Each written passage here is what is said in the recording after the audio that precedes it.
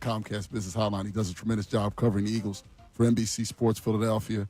And he has an easy answer in latest fan-sourced Eagles mock draft, Mr. Dave Zangaro. How are you today, Dave? I'm doing well, guys. How are you? Doing well. Appreciate you coming on. Before we get into some of these particular picks that the fans wanted, you obviously are, chapter and verse of this roster.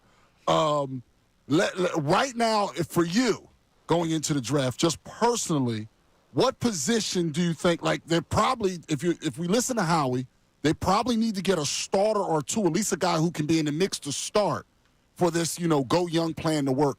What position, up to you, would they find a guy who could start for this team?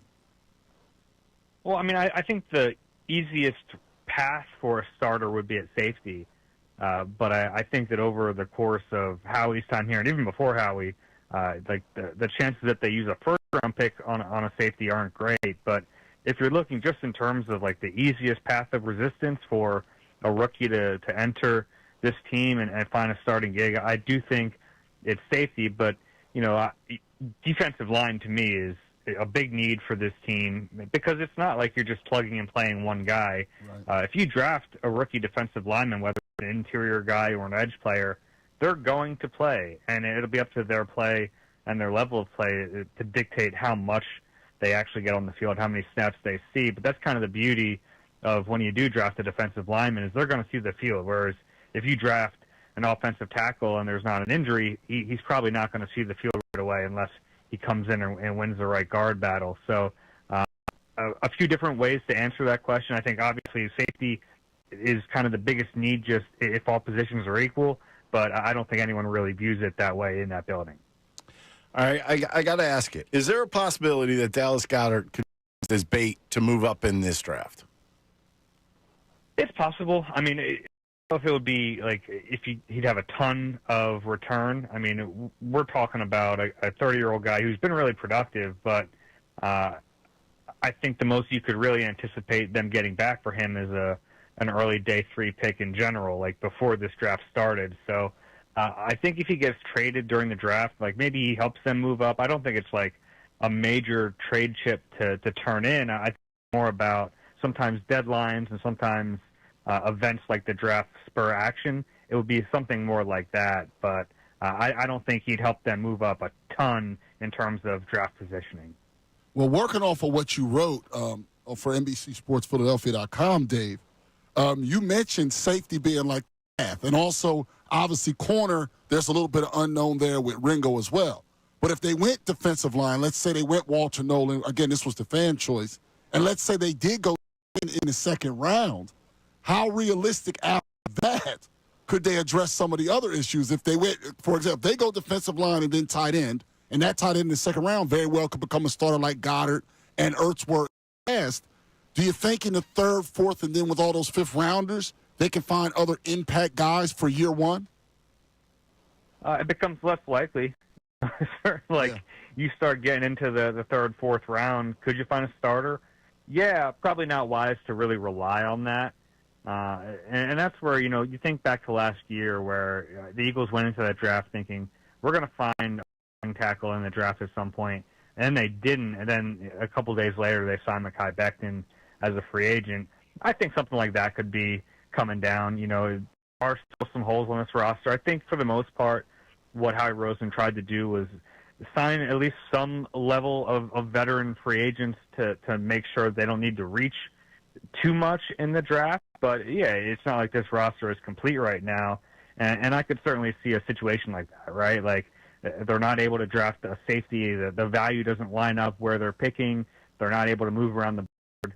And then they're looking at this going, well, we've got Reed Blankenship, and we don't really know if Sidney Brown is ready. Well, then you maybe make a phone call and see if you can land a bet at that point.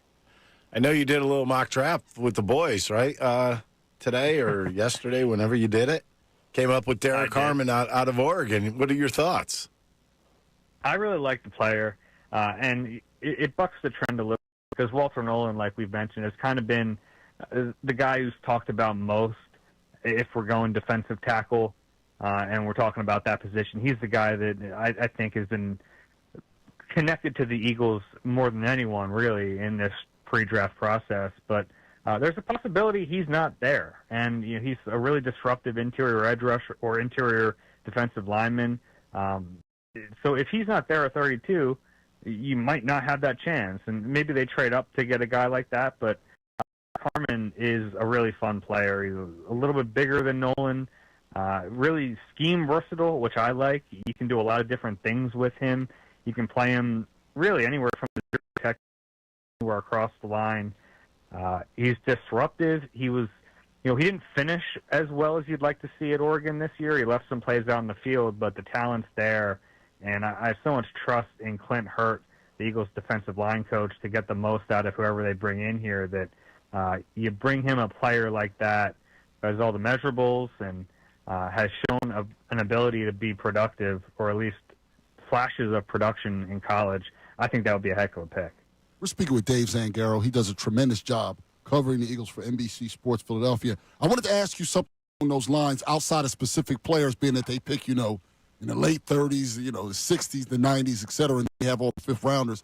Last time they made the Super Bowl and they lost a lot of their staff. This time, just by happenstance, the offensive coordinator leaves, but he ends up hiring a guy that hired him to be a coordinator before as his defensive coordinator, and that guy brings a lot of his own guys. So most of the coaching staff was kept intact.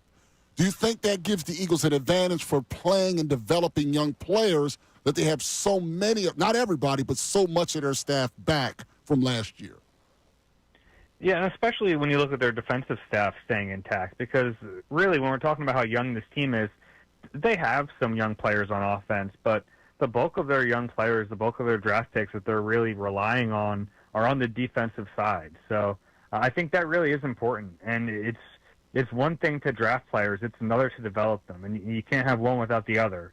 And we've seen that here. I mean, you can draft a really talented player, but if he's not put in a good position, he's not going to succeed.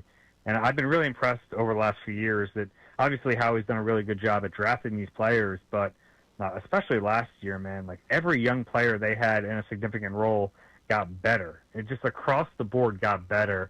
And that's a credit to the coaching staff. That's a credit to their development staff with Connor Barwin and company. They've done a good job. They really outline a plan for these young players, and they bring them along slowly. And then you see it. Like by the end of the year, the improvement from guys like Nolan Smith and Jalix Hunt and Moro Ojima and like right across the Nakobe Dean, like all these young players that they're relying on just got better and better. Obviously, the two rookies, Quinyon Mitchell and Cooper DeJean, all these guys got better and better as the year went on. That's imperative, right? When you have all these high-level contracts, a lot of the big contracts on this team are on offense. So you're supplementing that by cheap talent on defense. You need to have starters from your drafts, and that's what they got last year, and that's what they're going to have to continue doing going forward. I got to ask this question. Like, being a GM, how he's going into this draft, and how many different names do you think he has that he has a good feel for coming down to it? And when do you get a good feeling? Like, how many draft, because they're 32, what number draft pick do you start getting a good feeling of when they're going to get somebody? Yeah, of who they're going to get, excuse me. Picking this deep in any round, it's really tough because there's so much that's out of your control in front of you. And it's funny because by this point, we've all seen a million mock drafts, which means that there's probably like 60 players who in our minds are a first-round pick, and that's just not the way this is going to play out, right? There's only 32 of these first-round picks, so inevitably there are going to be players who get drafted in the second round, and people are going to call them steals because we've seen them mocked to teams in the first round, and it's just not realistic. I can tell you that, things happen. They were going to sit there at 22 last year and get Quinyon Mitchell. No. I mean, they didn't think they were going to get Cooper DeJean in the second round. And then you look a couple years ago, no way Nolan Smith is going to be there at 30, right? But he was. So you have to be ready for a lot of different things that can happen in the draft, and a lot of the legwork is put in beforehand, especially when it comes to trades. That's something that Howie's talked about at length in the past. Like any trade that happens, especially in the first round of the draft, a lot of the framework of that trade has already been put out there. They've figured it out.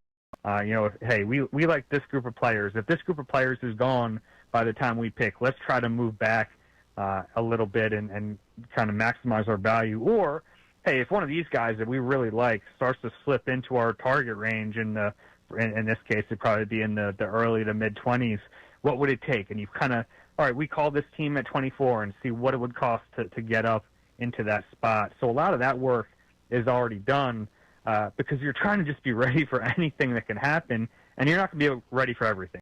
There's going to be surprises in the draft, and the good teams are able to move on from that and figure out what works for them best. Dave, we really appreciate the time so much.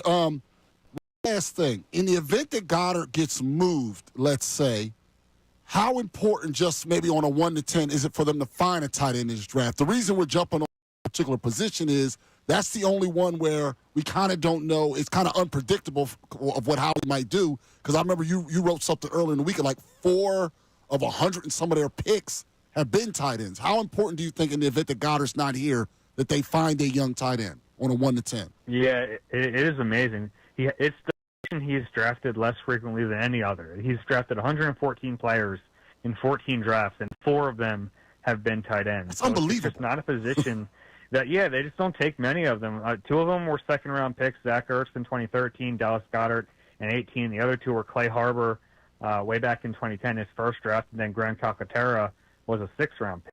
So they just haven't gone to that position very often. So I think the thing here to remember is that no matter what happens with Dallas Goedert, it's still probably time to draft his replacement, whether he's here in 2025 or if he's not. I mean, he's now significantly older than Zach Ertz was when they drafted Goddard as his replacement. And, so I think it's almost a benefit in that way that you kind of forget whatever happens with Goddard happens with Goddard. You'd love to have him back if you can figure out a way to figure that out. I don't know how realistic that is, but either way, it's probably time to find that next tight end if you can. Appreciate it, Dave. Thanks so much for the time. And I know you'll be doing a lot of coverage next week for NBC Sports Philadelphia. Thanks, guys. I'm looking forward to it. All right. That was Dave Zangaro on the Comcast Business Hotline. Tight end. It's time. You heard that, Ricky. It's time regardless. I like it. Regardless, go get one. Just get a tight end. And thanks so much, everybody, for watching. Really appreciate it. If you want more of this content, make sure you like and subscribe. And you can do that kind of over here if you want more of the best show ever.